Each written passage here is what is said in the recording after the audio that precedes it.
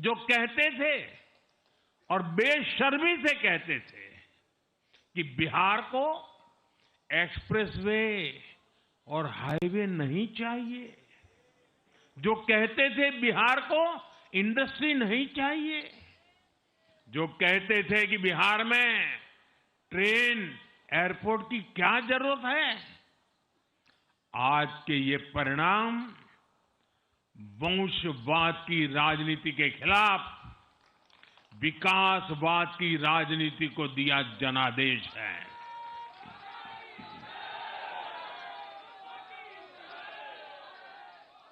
साथियों, भारत के विकास में बिहार के लोगों की बहुत बड़ी भूमिका रही है, लेकिन जिन लोगों ने दशकों तक देश पर शासन किया, उन लोगों ने हमेशा बिहार की एक झूठी छवि बनाई। इन लोगों ने बिहार को बदनाम किया। इन लोगों ने न बिहार के गौरवशाली अतीत का सम्मान किया, न बिहार की परंपरा और संस्कृति का आदर किया, और न यहां के लोगों की इज्जत की। आप खुद सोचिए, जो लोग छठ पूजा को ड्रामा कह सकते हैं, वो बिहार की परंपरा का कितना सम्मान करते होंगे।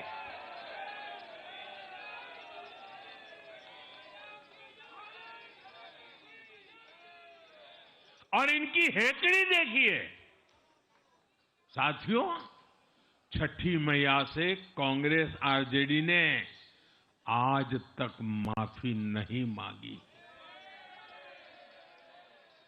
और बिहार के लोग ये कभी नहीं भूलेंगे।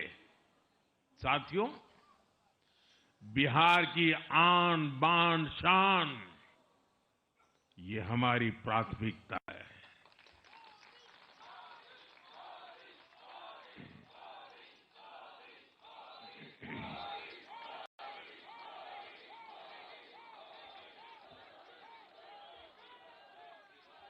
हमारी सरकार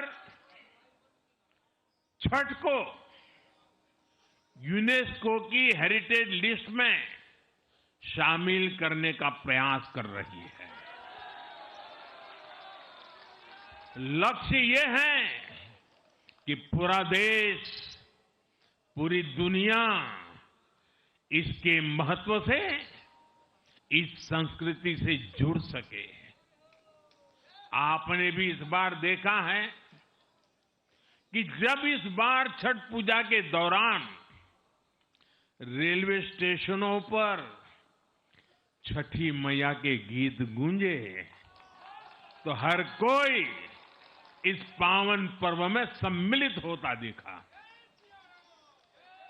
साथियों, पिछले वर्ष देश के लोगों ने लगातार तीसरी बार एनडीए को अपना जनादेश दिया था।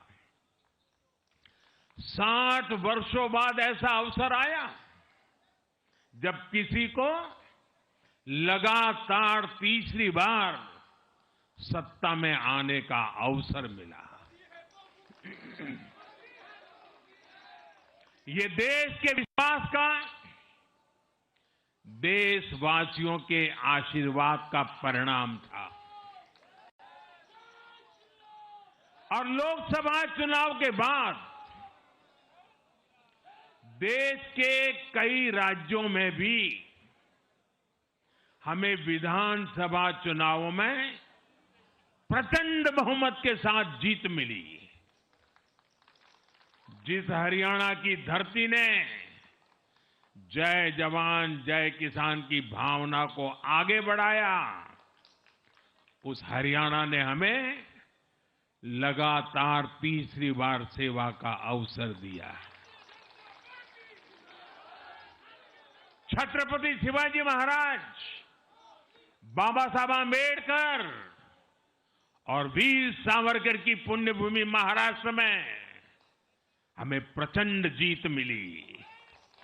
लगातार तीसरी बार महाराष्ट्र ने हमें विजयी बनाया। हम 25 वर्षों के बाद देश की राजधानी में बहुमत से जीते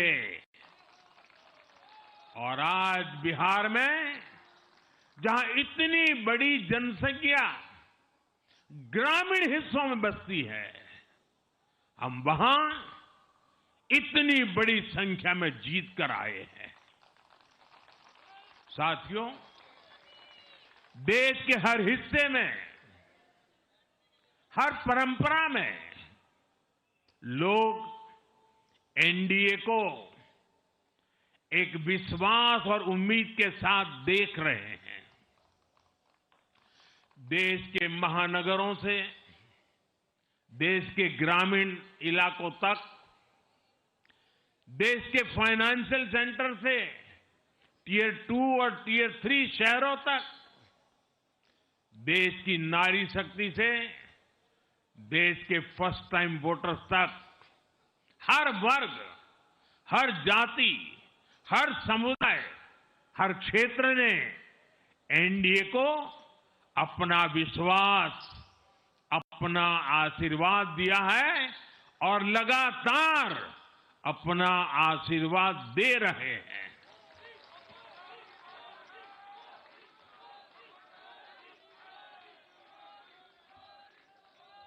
साथियों, भाजपा की एनडीए की सरकारों को 20-20 साल बाद भी अगर जनता फिर से चुन रही है तो ये देश में pro people, pro governance, pro development राजनीति की स्थापना है। ये भारत की राजनीति का नया आधार है और इसी pro people, pro governance, pro development आधार पर चलते हुए हम बिहार को विकसित बनाएंगे, देश को विकसित बनाएंगे। साथियों, जिस पार्टी ने दशकों तक देश पर राज किया, उस पर देश की जनता का विश्वास लगातार घट रहा है। कांग्रेस देश के अनेक राज्यों में सालों से सत्ता से बाहर है।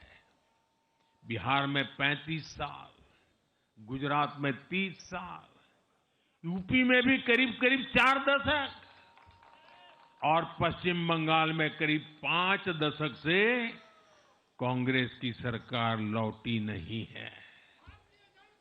साथियों, पिछले 3 लोकसभा चुनावों में कांग्रेस 3 अंकों की संख्या तक पहुंच नहीं पाई है।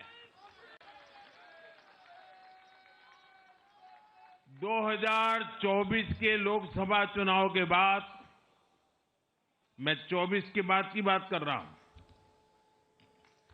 2024 के लोकसभा चुनाव के बाद देश के 6 राज्यों में विधानसभा चुनाव हुए और इनमें भी कांग्रेस 100 सीटों का आंकड़ा पार नहीं कर पाई है। 6 की, मैं 6 विधानसभा की बात कर रहा हूं और आज ही के दिन सिर्फ एक चुनाव में हमारे जितने विधायक चुने गए हैं, कांग्रेस पिछले 6 चुनावों में, 6 चुनाव में उतने विधायक जीत नहीं पाई।